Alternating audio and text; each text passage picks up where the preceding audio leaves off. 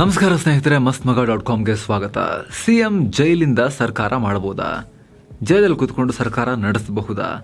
ಹೀಗೊಂದು ಸಾಂವಿಧಾನಿಕ ಪ್ರಶ್ನೆ ದೇಶದಲ್ಲಿ ಎದುರಾಗಿದೆ. ಕಾರಣ, ದಿಲ್ಲಿಯ ಮುಖ್ಯಮಂತ್ರಿ ಅರವಿಂದ್ ಕೇಜ್ರಿವಾಲ್ ಅಬಕಾರಿ ನೀತಿ ಅಕ್ರಮ ಪ್ರಕರಣದಲ್ಲಿ ಇಡಿ ಬಂಧನದಲ್ಲಿದ್ದಾರೆ. ಹೇಗಿದ್ರೂ ರಾಜೀನಾಮೆ ಕೊಡದೆ ಜೈಲಿಂದಲೇ ಸರ್ಕಾರ ನಡೆಸ್ತಾ ಇದ್ದಾರೆ.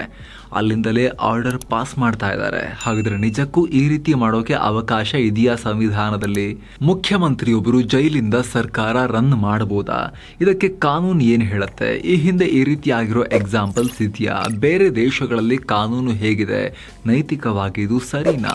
ಜೈಲಿಂದ ಸರ್ಕಾರ ನಡೆಸಿದಾಗ ಏನೇನಾಗುತ್ತೆ? ಲೆಫ್ಟಿನೆಂಟ್ ಗವರ್ನರ್ ರಾಷ್ಟ್ರಪತಿ ಆಳ್ವಿಕೆ ಹೇರೋದಕ್ಕೆ ಮುಂದಾಗಬಹುದಾ? ಎಲ್ಲ ವಿಚಾರಗಳನ್ನ ಈ ವರದಿಯಲ್ಲಿ ಕ್ವಿಕ್ ಆಗಿ ನೋಡ್ತಾ ಹೋಗೋಣ. ಸಿಎಂಗೆ ಬಂಧನದಿಂದ ರಕ್ಷಣೆ ಇಲ್ವಾ? ಬಹಳ ಕಡೆ ಅಧಿಕಾರದಲ್ಲಿರೋ ಮುಖ್ಯಮಂತ್ರಿಯನ್ನ ಬಂಧಿಸಬಹುದಾ ಅನ್ನೋ ಪ್ರಶ್ನೆ ಎದ್ದೇಳ್ತಾ ಇದೆ. ಮೊದಲು ಅದನ್ನ ಕ್ಲಿಯರ್ ಮಾಡ್ತೀವಿ. ಕಾನೂನು ಪ್ರಕಾರ ಸಿಎಂಗಳಿಗೆ ಬಂಧನದಿಂದ ಯಾವುದೇ ಸಾಂವಿಧಾನಿಕ ರಕ್ಷಣೆ ಇಲ್ಲ. ದೇಶದ ರಾಷ್ಟ್ರಪತಿ, ರಾಜ್ಯಗಳು ಹಾಗೂ ಕೇಂದ್ರಾಡಳಿತ ಪ್ರದೇಶಗಳ ರಾಜ್ಯಪಾಲರು ಮಾತ್ರ ತಮ್ಮ ಅಧಿಕಾರಾವಧಿ ಮುಗಿಯೋವರೆಗೂ ಸಿವಿಲ್ ಹಾಗೂ ಕ್ರಿಮಿನಲ್ ಪ್ರಕ್ರಿಯೆಗಳಿಂದ ಇಮ್ಯುನಿಟಿಯನ್ನು ಹೊಂದಿರ್ತಾರೆ, ರಕ್ಷಣೆಯನ್ನ. ತಮ್ಮ ಕರ್ತವ್ಯ ನಿಭಾಯಿಸುವಾಗ ಅವರ ವಿರುದ್ಧ ಕೋರ್ಟ್ ಕಾನೂನು ಕ್ರಮ ತಗೊಳ್ಳಕ್ಕೆ ಆಗಲ್ಲ ಅಂತ ಸಂವಿಧಾನದ 361ನೇ ವಿಧಿಯಲ್ಲಿ ಹೇಳಲಾಗಿದೆ. ಆದರೆ ಈ ಸವಲತ್ತು ಜನರಿಗೆ ಉತ್ತರದಾಯಿಗಳಾಗಿರೋ ಮುಖ್ಯಮಂತ್ರಿಗಳಿಗೆ ಇಲ್ಲ, ಪ್ರಧಾನಮಂತ್ರಿಗೂ ಇಲ್ಲ. ಇಂಟ್ರೆಸ್ಟಿಂಗ್ ಅಂದ್ರೆ, ಯಾವಾಗಲೂ ರಾಜ್ಯಪಾಲರು ಮತ್ತು ಸರ್ಕಾರದ ಮಧ್ಯೆ ಸಂಘರ್ಷ ಏರ್ಪಡುವ ತಮಿಳುನಾಡಲ್ಲಿ ಇತ್ತೀಚೆಗೆ ಡಿಎಂಕೆ ಪ್ರಣಾಳಿಕೆಯಲ್ಲಿ ಒಂದಷ್ಟು ವಿಚಾರಗಳನ್ನು ಸೇರಿಸಿತ್ತು. ಅದರಲ್ಲಿ ರಾಜ್ಯಪಾಲರಿಗೆ ಈ ಆರ್ಟಿಕಲ್ 361ನಿಂದ ಸಿಗೋ ರಕ್ಷಣೆಯನ್ನು ತೆಗೆದು ಹಾಕ್ತೀವಿ ಅಂತ ಹೇಳಿತ್ತು. ಆರ್ಟಿಕಲ್ 361 ತಿದ್ದುಪಡಿ ಮಾಡ್ತೀವಿ ಅಂತ ಹೇಳಿತ್ತು. ಆದರೆ ಅದನ್ನು ಮಾಡೋಕೆ ಡಿಎಂಕೆ ಕೇಂದ್ರದಲ್ಲಿ ಭಾರಿ ಬಹುಮತದೊಂದಿಗೆ ಅಧಿಕಾರಕ್ಕೆ ಬರಬೇಕಾಗತ್ತೆ. ರಾಷ್ಟ್ರ ಮಟ್ಟದಲ್ಲಿ ಸೀಟ್ ಅವ್ರಿಗೆ ಬರಬೇಕಾಗತ್ತೆ. ಇಲ್ಲ ಅಂತ ಹೇಳಿದ್ರೆ ಅವರ ಬೆಂಬಲ ಇಲ್ಲದೆ ನಡೆಯಲ್ಲ ಸರ್ಕಾರ. ಆ ರೀತಿಯ ಒಂದು ಮೈತ್ರಿಕೂಟ ಬರಬೇಕಾಗತ್ತೆ. ಡಿಎಂಕೆ ಹೇಳ್ದಂಗೆ ಕೇಳುವಂಥ ಮೈತ್ರಿಕೂಟ. ಇಲ್ಲಾಂದರೆ ಡಿಎಂಕೆ ಅವ್ರ ಕೈಲಿ ಅದನ್ನು ಮಾಡೋಕ್ಕಾಗಲ್ಲ. ಇರಲಿ, ಜೈಲಿಂದ ಆಡಳಿತ ನಡೆಸಬಹುದಾ?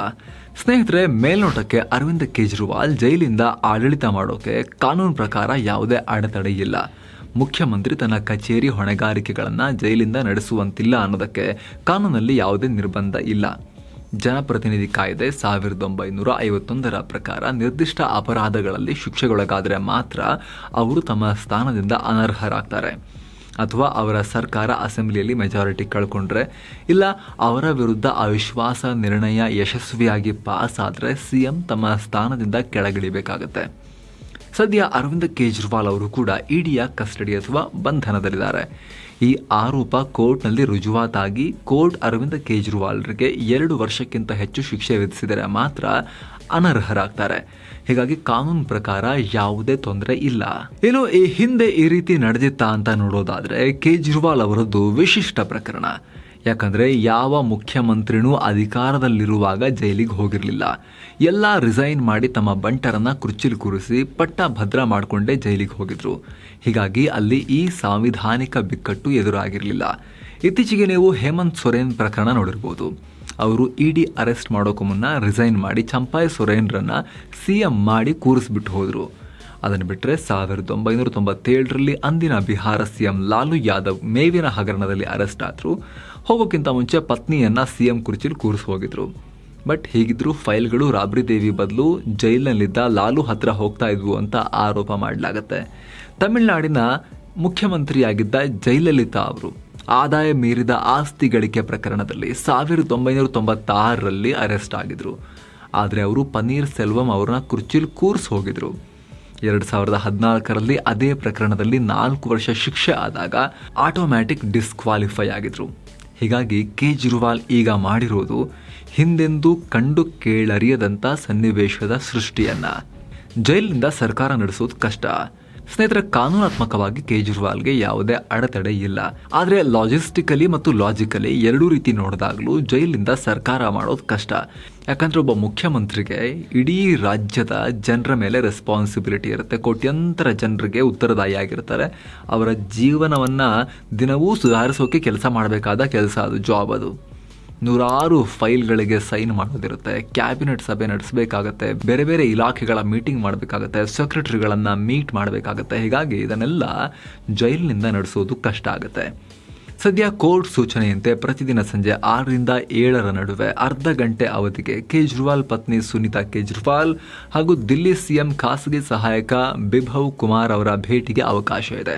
ಬಾಕಿ ಅರ್ಧ ಗಂಟೆಯನ್ನ ಕೇಜ್ರಿವಾಲ್ ಅವರ ವಕೀಲರು ಬಳಸಿಕೊಳ್ಳೋಕೆ ಕೋರ್ಟ್ ಸೂಚನೆ ಕೊಟ್ಟಿದೆ. ಸೊ ಇದಿಷ್ಟು ಟೈಮ್ನಲ್ಲಿ ಮಾತ್ರ ಕೇಜ್ರಿವಾಲ್ ತಮ್ಮ ಸರ್ಕಾರ ನೋಡ್ಕೋಬಹುದು. ಬಟ್ ಇದು ಸದ್ಯಕ್ಕೆ ಮಾತ್ರ. ಒಂದು ವೇಳೆ ದೀರ್ಘಾವಧಿಗೆ ಕೇಜ್ರಿವಾಲ್ ಬಂಧನದಲ್ಲಿ ಇರಬೇಕಾದ್ರೆ ಅವ್ರನ್ನ ತಿಹಾರ್ ಜೈಲಿಗೆ ಹಾಕಲಾಗುತ್ತೆ ಅಂತ ಹೇಳ್ತಿದ್ದಾರೆ. ಆದರೆ ತಿಹಾರ್ ಜೈಲಿನ ರೂಲ್ಸ್ ನೋಡಿದ್ರೂ ಕೂಡ ಸರ್ಕಾರ ನಡೆಸೋದು ಕಷ್ಟ. ಯಾಕಂದರೆ ತಿಹಾರ್ ಜೈಲಿನ ರೂಲ್ಸ್ ಪ್ರಕಾರ ಅರೆಸ್ಟ್ ಆದವರು ವಾರದಲ್ಲಿ 2 ಬಾರಿ ಮಾತ್ರ ವಿಸಿಟರ್ಸ್ನ ನೋಡ್ಬೋದು. ಅದರಲ್ಲೂ ಒಂದನೇ ಬಾರಿಗೆ ಗರಿಷ್ಠ 10 ಜನರನ್ನ ಮಾತ್ರ ಮೀಟ್ ಮಾಡ್ಬೋದು. 2ನೇ ಸಲ ಕೇವಲ 3 ಜನರನ್ನ ಮಾತ್ರ ಮೀಟ್ ಮಾಡಬೇಕಾಗತ್ತೆ. ಜೊತೆಗೆ ಜೈಲ್ ಸೂಪರಿಂಟೆಂಡೆಂಟ್ ಅನುಮತಿ ಇಲ್ಲದೆ ಫೈಲ್ ಅಥವಾ ಯಾವುದೇ ಪೇಪರ್ ವರ್ಕ್ಗೆ ಸೈನ್ ಮಾಡೋ ಹಾಗಿಲ್ಲ. ಇವೆಲ್ಲ ಎಲ್ಲ ಜನರಿಗಿರೋ ನಿಯಮಗಳು. ಆರ್ಟಿಕಲ್ 14 ಪ್ರಕಾರ ಎಲ್ರಿಗೂ ಒಂದೇ ರೀತಿ ನಿಯಮ ಇರಬೇಕು. ಆದರೆ ಕೋರ್ಟ್ ಕೇಜ್ರಿವಾಲ್ ಸಿಎಂ ಅನ್ನೋ ಕಾರಣಕ್ಕಾಗಿ ಕಾಮನ್ ಮ್ಯಾನ್ಗಿಂತ ಚೀಫ್ ಮಿನಿಸ್ಟರ್ನ ವಿಶೇಷವಾಗಿ ಪರಿಗಣಿಸುತ್ತಾ? ಇದೇ ದೊಡ್ಡ ಕ್ವಶನ್ ಈಗ. ಇತ್ತೀಚೆಗೆ ತಮಿಳುನಾಡು ಸಚಿವ ಸೆಂದಿಲ್ ಬಾಲಾಜಿ ಪ್ರಕರಣದಲ್ಲಿ ಬಾಲಾಜಿ ಅರೆಸ್ಟ್ ಆಗಿ 230 ದಿನ ಆದರೂ ರಿಸೈನ್ ಮಾಡಿರಲಿಲ್ಲ. ಆಗ ಮದ್ರಾಸ್ ಹೈಕೋರ್ಟ್ 230 ದಿನ ಬಂಧನದಲ್ಲಿದ್ದರೂ ಸಚಿವರಾಗಿ ಮುಂದುವರಿಯೋಕೆ ಹೇಗೆ ಸಾಧ್ಯ ಅಂತ ಟಿಪ್ಪಣಿ ಮಾಡಿತ್ತು. ಕೇಜ್ರಿವಾಲ್ ಅವರಿಗೂ ಇದೇ ರೀತಿ ಹೇಳುತ್ತಾ? ಇನ್ನು ನೋಡಬೇಕಷ್ಟೇ. ಕೇಜ್ರಿವಾಲ್ ಅವರಿಗೆ ಸಿಎಂ ಆಗಿ ಮುಂದುವರಿಯೋಕೆ ಇನ್ನೊಂದು ಅವಕಾಶ ಇದೆ. ಲೆಫ್ಟಿನೆಂಟ್ ಗವರ್ನರ್ಗೆ ಯಾವುದೇ ಕಟ್ಟಡವನ್ನು ಜೈಲನ್ನಾಗಿ ಪರಿವರ್ತಿಸೋಕೆ ಅಧಿಕಾರ ಇರುತ್ತೆ. ಸೊ ಕೇಜ್ರಿವಾಲ್ ಲೆಫ್ಟಿನೆಂಟ್ ಗವರ್ನರ್ರ ಮನವೊಲಿಸೋಕೆ ಸಾಧ್ಯ ಆದರೆ ಇದು ಹೈಲಿ ಇಂಪಾಸಿಬಲ್. ಯಾಕಂದರೆ ಲೆಫ್ಟಿನೆಂಟ್ ಗವರ್ನರ್ ಕೇಂದ್ರ ಗೃಹ ಇಲಾಖೆಯ ಅಧೀನದಲ್ಲಿ ಕೆಲಸ ಮಾಡ್ತಾರೆ. ಅವರು ಈಗ ಕೇಂದ್ರ ಸರ್ಕಾರ ಹೇಳದಂತೆ ಕೇಳೋ ಸಾಧ್ಯತೆಯೇ ಜಾಸ್ತಿ. ಕೇಜ್ರಿವಾಲ್ಗೆ ಅಷ್ಟೆಲ್ಲ ಅನುಕೂಲ ಯಾಕೆ ಮಾಡಿಕೊಡ್ತಾರೆ? ಒಂದು ವೇಳೆ ಹಾಗೇನಾದರೂ ಆದರೆ ಲೆಫ್ಟಿನೆಂಟ್ ಗವರ್ನರ್ನ ಮನವೊಲಿಸೋಕೆ ಸಾಧ್ಯ ಆದರೆ ತಮ್ಮನ್ನು ಗೃಹ ಬಂಧನದಲ್ಲಿ ಇರಿಸುವಂತೆ ಕೇಳಿಕೊಂಡ್ರೆ ದಿಲ್ಲಿ ಸರ್ಕಾರದ ದೈನಂದಿನ ಕಾರ್ಯಾಚರಣೆಯಲ್ಲಿ ಭಾಗಿಯಾಗೋಕ್ಕೆ ಸಹಾಯ ಆಗಬಹುದು. ಆದರೆ ಅಲ್ಲೂ ಕೂಡ ಟೆಕ್ನಿಕಲ್ ಪ್ರಾಬ್ಲಮ್ ಇದೆ. ಅದು ಬಂಧನ ಅಂದರೆ ಏನು ಅಂತ. ಬಂಧನ ಅಂದರೆ isolation from the normal society, regular ಸೊಸೈಟಿಯಿಂದ ಇವ್ರನ್ನ ಐಸೋಲೇಟ್ ಮಾಡಬೇಕು. ಯಾಕಂದರೆ ತಪ್ಪು ಮಾಡಿದ್ದಾರೆ, ಎಲ್ಲ ಜನಸಾಮಾನ್ಯ ಅಂತ ಓಡಾಡ್ಕೊಂಡು ಇರಬಾರ್ದು, ಇವರು ಎಲ್ಲರನ್ನ ಭೇಟಿ ಆಗಬಾರ್ದು, ನಾರ್ಮಲ್ ಜೀವನ ಇರಬಾರ್ದು ಇವರಿಗೆ. ಇವ್ರನ್ನ ಪ್ರತ್ಯೇಕವಾಗಿಡಬೇಕು, ಐಸೋಲೇಷನ್ನಲ್ಲಿಡಬೇಕು, ಇವ್ರನ್ನ ಸಮಾಜದಿಂದ ಬೇರ್ಪಡಿಸಿಡಬೇಕು ಅನ್ನೋ ಕಾರಣಕ್ಕೋಸ್ಕರ ಇರೋದು ಆ ಬಂಧನ. ಹಾಗಿರಬೇಕಾದ್ರೆ ತಗೊಂಡು ಹೋಗಿ ಇವ್ರನ್ನ ಮನೆಯಲ್ಲೇ ಇಟ್ಟು ಅದನ್ನೇ ಗೃಹ ಬಂಧನ ಅಂತ ಹೊರಗೊಂದು ಸಿಬ್ಬಂದಿ ಎಲ್ಲ ಹಾಕಿ ಇವ್ರು ಆರಾಮಾಗಿ ಮೀಟಿಂಗ್ ಮಾಡ್ಬೋದು, ಸೈನ್ ಮಾಡ್ಬೋದು, ಆರಾಮಾಗಿ ಇವರು ಯಾರನ್ನು ಬೇಕಾದರೂ ಕರೆದು ಮಾತಾಡಿಸಿ ಕಳಿಸ್ಬೋದು ಅಂತ ಹೇಳಿದ್ರೆ ಅದು ಸರಿಯಾದ ರೀತಿಯ ಬಂಧನ ಆಗೋದಿಲ್ಲ. ಆ ರೀತಿ ಗೃಹ ಬಂಧನಗಳು ಬೇರೆ ಸಂದರ್ಭಗಳಲ್ಲಿ ಮುಂಜಾಗ್ರತಾ ಕ್ರಮವಾಗಿ ಮಾಡೋ ಬಂಧನಗಳಲ್ಲಿ ಅನ್ವಯ ಆಗ್ಬೋದು. ಆದರೆ ಈ ರೀತಿಯ ಕ್ರಿಮಿನಲ್ ಪ್ರಕರಣಗಳಲ್ಲಿ ಆಗುವಂಥ ಬಂಧನಕ್ಕೆ ಇದನ್ನು ಅನ್ವಯ ಮಾಡೋದು ಬಹಳ ಬಹಳ ಕಷ್ಟ. ಲೆಫ್ಟಿನೆಂಟ್ ಗವರ್ನರಿಂದ ರಾಷ್ಟ್ರಪತಿ ಆಳ್ವಿಕೆ ಜಾರಿ.